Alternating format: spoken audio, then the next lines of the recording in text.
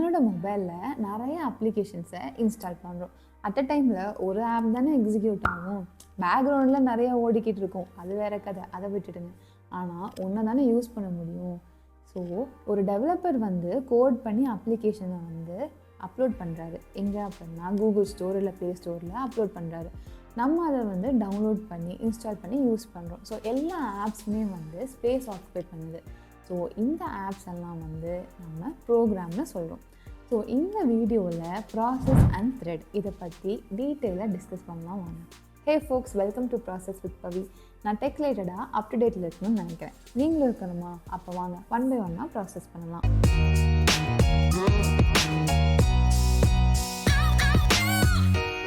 A set of instruction that we want to run, இதுதான் program. So நம்ம already discuss பண்ண மாதிரி எல்லா ஆப்ஸுமே ஸ்பேஸ் ஆக்குபை பண்ணுது அண்ட் அதுதான் நம்ம ப்ரோக்ராம்னு சொல்கிறோம். அ ப்ரோக்ராம் இன் எக்ஸிக்யூஷன் அதை தான் ப்ராசஸ்ன்னு சொல்கிறோம். நம்ம நிறைய அப்ளிகேஷன் இன்ஸ்டால் பண்ணாலும் ஒரு டைமில் ஒரு ஆப்பை யூஸ் பண்ணுறோம் பார்த்தீங்களா, அதுதான் நம்ம ப்ராசஸ்ன்னு சொல்கிறோம். அந்த யூஸ் பண்ணுற ஆப்பை தான் நம்ம ப்ராசஸ்ன்னு சொல்கிறோம். ஸோ நம்ம டவுன்லோட் பண்ண ஆப்ஸ் எல்லாம் டிஸ்கில் இருக்கும். எப்போ யூஸ் பண்ணுறோமோ அது நம்ம ரேமில் ஸ்டோர் பண்ணிடுறோம் அண்ட் அதில் நம்ம ப்ராசஸ்ன்னு சொல்கிறோம். ஒரு ப்ராசஸ் எங்கே எக்ஸிக்யூட் ஆகும் அப்படின்னா சிபியு. ஸோ அதனால தான் நம்ம டிஸ்கிலேருந்து ரேம்க்கு மூவ் பண்ணுறோம். ஏன்னா CPU closest to RAM then disk. So ரேமில் நம்ம ஸ்டோர் பண்ணுற ப்ரோக்ராம் எஃபிஷியண்ட்டாக யூஸ் பண்ணணும். ஏன்னா ரேம் ஸ்டோரேஜ் ரொம்ப காஸ்ட்லி. நம்மளோட டிஸ்கஷனுக்காக கூகுள் டாக்ஸை கன்சிடர் பண்ணுங்கள். ஸோ நம்ம என்ன பண்ணுவோம், அதில் டைப் பண்ணுறோமா, அப்போது என்னென்னலாம் நடக்குது, நம்ம நியூ டேட்டா நியூ வேர்ட்ஸை டைப் பண்ண உடனே நமக்கு அது ஆட்டோ சேவ் ஆகுது. ஏதாச்சும் கிராமட்டிக்கல் மிஸ்டேக் இருக்கா, ஸ்பெல்லிங் மிஸ்டேக் இருக்கா அப்படின்னு செக் பண்ணுது. நம்ம ஹிஸ்ட்ரி ஆஃப் வேர்ட்ஸ் டைப் பண்ணி வச்சு அது நமக்கு சஜஷன்ஸ் தருது. அண்ட் வேர்ட் கவுண்ட் இன்க்ரீஸ் ஆகுது ஆர் டிக்ரீஸ் ஆகுது. ஸோ அது அப்டேட் ஆகுது அண்ட் ஸோ ஆன். இந்த மாதிரி மல்டிபிள் திங்ஸ் நமக்கு நடந்துக்கிட்டே இருக்குது. இதெல்லாம் ஒன் பை ஒன்னாக சீக்வென்ஷியலாக நடந்துச்சுன்னா ஓகே, நம்ம ஒன் பை ஒன்னாக பண்ணுறோன்னு வச்சுக்கலாம். ஆனால் இதெல்லாம் அப்படி நடக்குதா? நம்ம டைப் பண்ண அது பேரலாக நடந்துக்கிட்டு இருக்கு. பேரலாக எப்படி இது நடக்குது அப்படின்னு உங்கள் யாருக்காவது கொஷின்ஸ் இருந்திருக்கா? ஸோ அதுக்காக அவங்க யூஸ் பண்ணுறது தான் த்ரெட்ஸ். த்ரெட் அப்படிங்கிறது லைட் வெயிட் ப்ராசஸ் அப்படின்னு சொல்கிறாங்க. ஸோ த்ரெட்லாம் என்ன அப்படின்னா ப்ராசஸ் இன் எக்ஸிக்யூஷன். இப்போது நம்ம ப்ராசஸ் எங்கே இருக்குது, ரேமில் இருக்குது. ப்ராசஸ் எங்கே எக்ஸிக்யூட் ஆகும்னு பார்த்தோம், சிபியூவில் எக்ஸிக்யூட் ஆகும். அந்த ரேம்லேருந்து ஃபுல் ப்ராசஸ் எக்ஸிக்யூட் ஆகுமா அப்படின்னா கிடையாது. அதுலேருந்து ஏதாவது ஒரு ஸ்மாலஸ்ட் போர்ஷன் தான் எக்ஸிக்யூட் ஆகும். அந்த smallest portion which is in execution அதுதான் நம்ம த்ரெட்னு சொல்கிறோம்.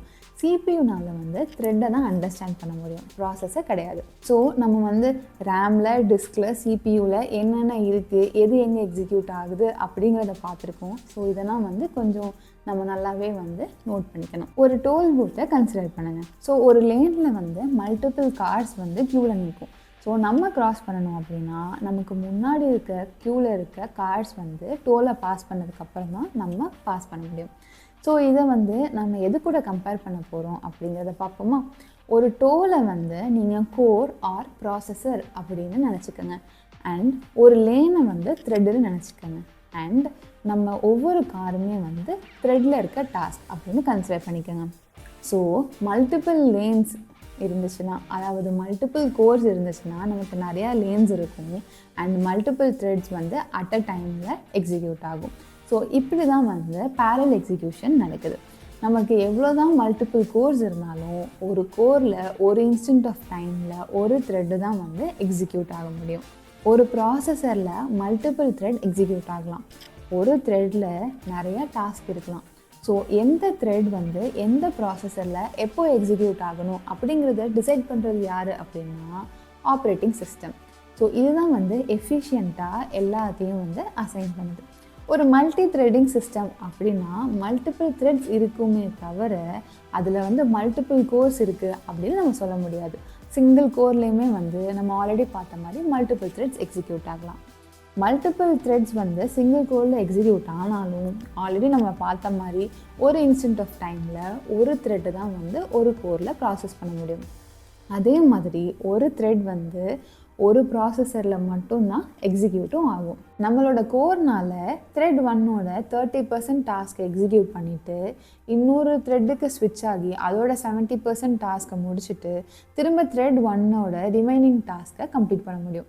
ஸோ இந்த மாதிரி சினாரியோஸ் வந்து இருந்துச்சு அப்படின்னா மல்டிபிள் த்ரெட் வந்து இன் ப்ராக்ரஸில் இருக்கும். ஸோ இதுதான் வந்து நம்ம கன்கரன்சி அப்படின்னு சொல்கிறோம். மல்டிபிள் த்ரெட் இன் ப்ராக்ரஸில் இருந்தாலும் ஒரு த்ரெட் தான் வந்து எக்ஸிக்யூஷனில் இருக்கும். ஸோ மல்டிபிள் த்ரெட் இன் ப்ராக்ரஸில் இருக்கிறத நம்ம கன்கரன்சின்னு சொல்கிறோன்னா அது கூட மல்டிபிள் த்ரெட் இன் எக்ஸிக்யூஷனில் இருந்துச்சுன்னா அதை தான் நம்ம வந்து பேரலலிசம் அப்படின்னு சொல்கிறோம்.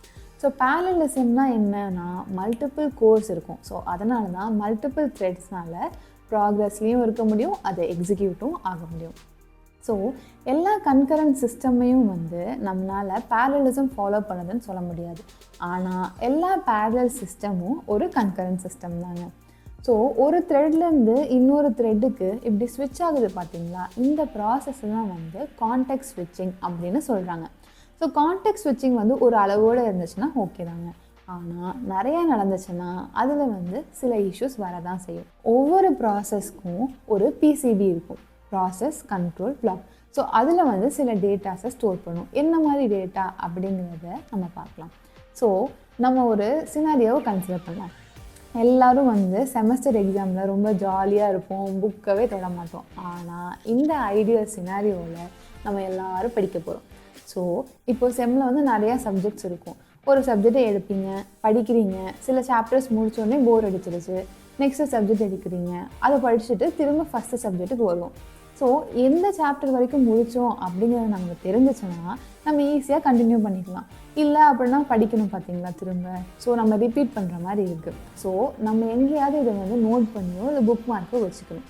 அதே மாதிரி இங்கே வந்து கான்டெக்ஸ்ட் ஸ்விட்சிங் நடக்கிறதுனால ஒரு த்ரெட் வந்து எவ்வளோ எக்ஸிக்யூட் ஆகுது அப்படிங்கிறத ஸ்டோர் பண்ணி வைக்கணும். So last line of execution of a த்ரெட்டை வந்து நம்ம பிசிபியில் ஸ்டோர் பண்ணுறோம். அதுதான் வந்து ப்ரோக்ராம் கவுண்டர் அப்படின்னு சொல்கிறாங்க. ஸோ பேரலல் சிஸ்டமில் நிறையா கோர்ஸ் இருக்குது அப்படின்னா என்ன, நிறையா த்ரெட்ஸ் எக்ஸிக்யூட் ஆகும். ஸோ மல்டிபிள் பிசிபிஸை வந்து நம்ம ஸ்டோர் பண்ணுறோம். ஸோ இப்போ இவ்வளோ டீட்டெயில்ஸ் தெரிஞ்சதுனால நம்ம கான்டெக்ஸ்ட் ஸ்விட்சிங்கை ரீடிஃபைன் பண்ணுவோமா? என்னென்னா the time taken by CPU to save and get data from PCB is called as context ஸ்விட்சிங். ஸோ இந்த வீடியோவில் நம்ம ப்ராசஸ்னால் என்ன, த்ரெட்னா என்ன, மல்டி த்ரெட்டிங் என்ன, கன்கரன்சினா என்ன, பேரலலிசம், கான்டெக்ஸ்ட் ஸ்விட்சிங், இந்த மாதிரி நிறையா டேர்ம்ஸை வந்து டிஸ்கஸ் பண்ணியிருக்கோம். இன்னும் ஃப்யூச்சர் வீடியோவில் நம்ம நிறையா சிஸ்டம் டிசைனிங் கான்செப்ட்ஸை வந்து பார்க்க போகிறோம். ஸோ அதுக்காக நம்ம சேனலை சப்ஸ்கிரைப் பண்ணி பெல் ஐக்கானை கிளிக் பண்ணிக்கோங்க. அப்போ தான் நாங்கள் வீடியோ போட்டோன்னே நீங்கள் டக்குன்னு பார்க்கலாம். ஏதாச்சும் டவுட்ஸ் இருந்தால் கீழே கமெண்ட் செக்ஷனில் கேளுங்க. பாய் folks, see you on next video.